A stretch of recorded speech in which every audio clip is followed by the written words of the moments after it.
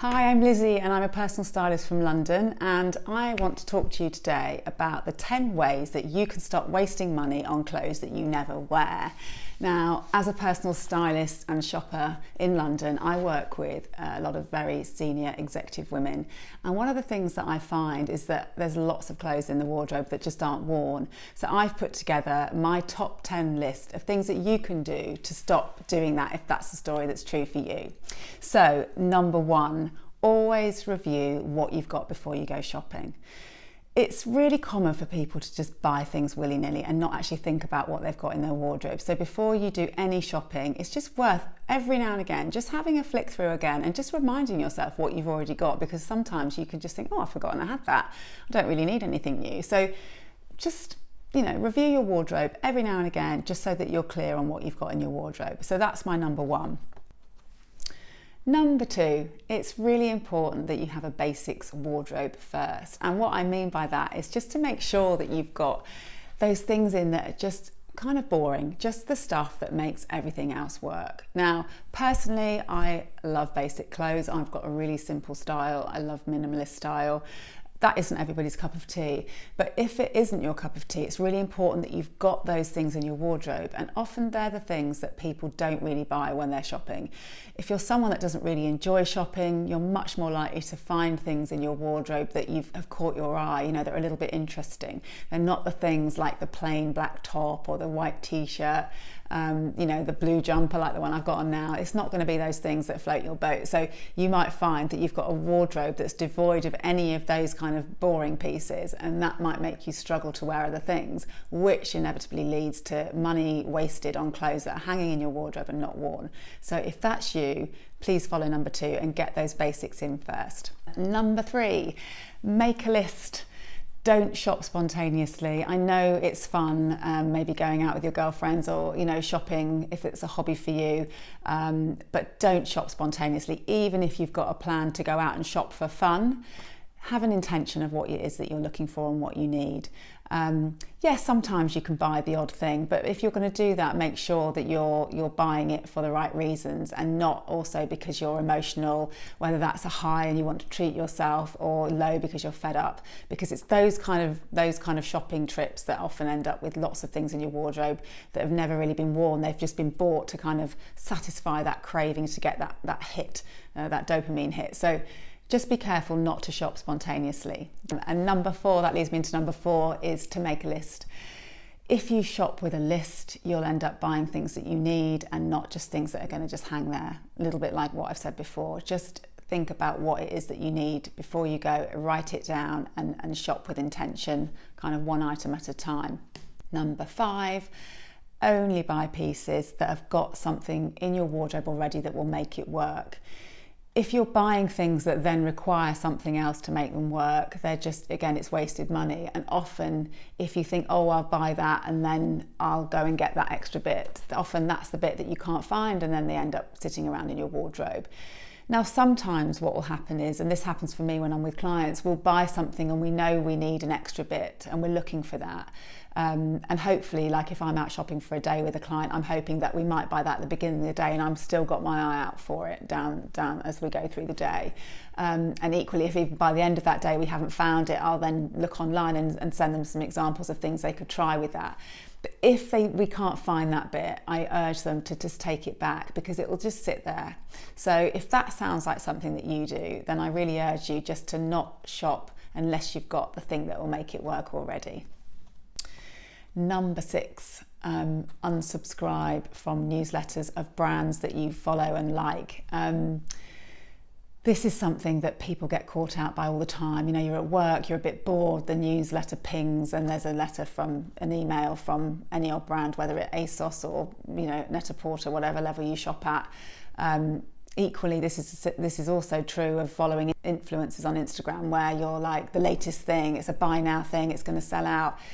Don't be caught out by that. It's just not where you end up with things that you'll wear. That's the kind of wardrobe that you end up with, lots of things with the tag still on, hanging in the wardrobe. I really urge you not to do that. If you want something and you've got an intention, then you can go to that website or to that influencer's site and look at what they've recommended and that kind of thing. But if you're at a whim constantly getting emails and inboxes telling you you've got to buy now, you're going to get caught out, and often will buy things that you just don't need. So I urge you to unsubscribe from newsletters.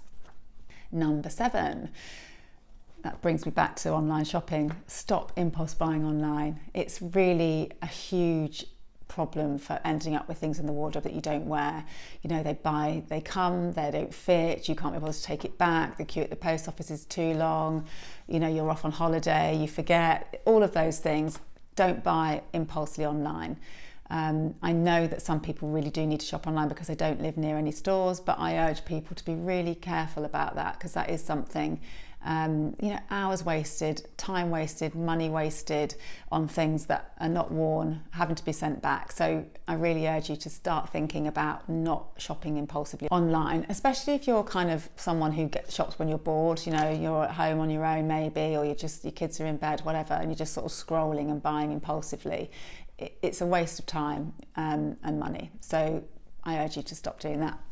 Number 8, know your size. I know this sounds like a really obvious one, but so many people are shopping with a kind of in the dark, so to speak, a bit blind with not the reality of their present size. They might have, labels in their clothes of other brands or, but we don't know all the time what's going to fit us from different brands. So I urge people to measure up.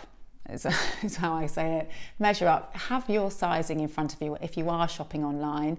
Find out what you are in that particular item before you put it in your basket, and make sure that your size tallies up with that brand size. Equally, if you're going to be going around the stores, know your size, look at a size chart, look at an international size chart more importantly, and just know in the different countries, if the different brands, wherever we are in the world now, we're all shopping international brands. It's knowing where that brand comes from, knowing which country it's from, and knowing what that means, and knowing your size. And then you are less likely to buy things wrong, and you're less likely to have items hanging in your wardrobe and wasting money.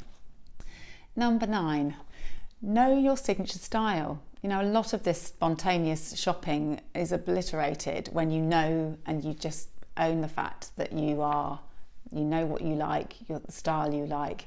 Most of my clients are in their 40s and 50s and have got to a point in life where they know what works for them. They're not trying to follow the latest trend. Most of them don't even care about the latest trend. They're just not interested in fashion.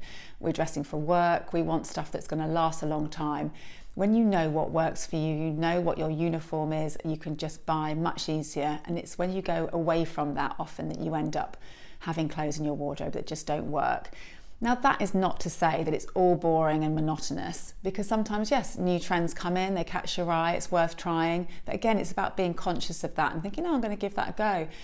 And then that leads me on to my number 10, which is, before you buy anything, is to ask yourself the 3 W's. When, why, and what. So when are you going to wear it? Why do you need it? And what do you need it for?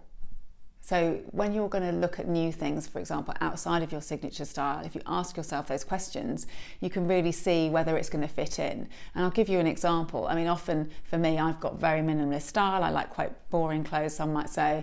But there's been trends recently that have come in and that I've wanted to try out. And, even then I'll still look at them and I'll try them on, for example, patterned sort of midi dresses. And I'll think, well, I like that and it suits me. I know it looks nice, but I just know it will sit in my wardrobe because, a lot of the time I'm either with a client and that would be too sort of fussy and too dressy for me, a bit practical, in the day crawling around on the wardrobe floor in the dressing room, or I'm in my office. And I just don't need another dress. So that's when I kind of ask myself those questions and I look in the mirror and I think, yes, it looks nice, but I know I don't need it. So I always ask myself those 3 W's. So that's my top 10 things that you can do to stop wasting money on clothes that you never wear, that are left hanging in your wardrobe. I hope you found it useful. Please drop a comment below. I'd love to know what you thought, and please subscribe for next week's video.